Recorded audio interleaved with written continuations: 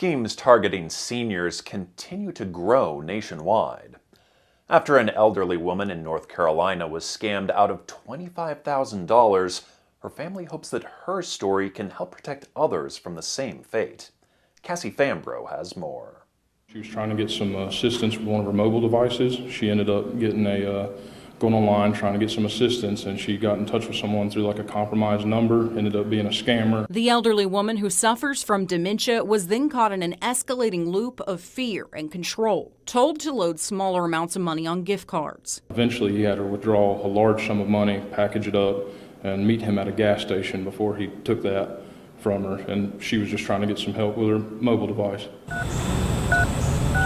Her daughter-in-law doesn't want her name shared publicly out of fear she could be targeted again, so we spoke on the phone. They started by asking for a little bit of money, and then they wanted more. She said the scammer told her mother-in-law he would go to her home, not to call anyone, and at one point even claimed to be a police officer. They were trying to impersonate the good guys.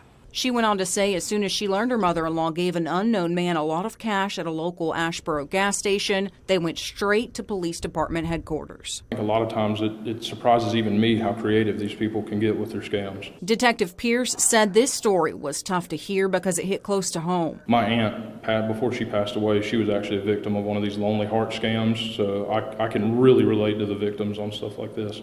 Pierce says one of the top red flags is anyone asking you to put money on a gift card. Nobody legitimate's going to have you pay them with a Panera Bread gift card or any company like that. Both Pierce and the victim's daughter-in-law say if you spot an elderly person trying to withdraw a ton of cash or buying dozens of gift cards, look out for them and encourage them to ask for help. I think sometimes they don't want to feel like a burden. Call your local police department, sheriff's office, anybody. If you don't want to talk to a loved one, we'll be more than happy to try to help.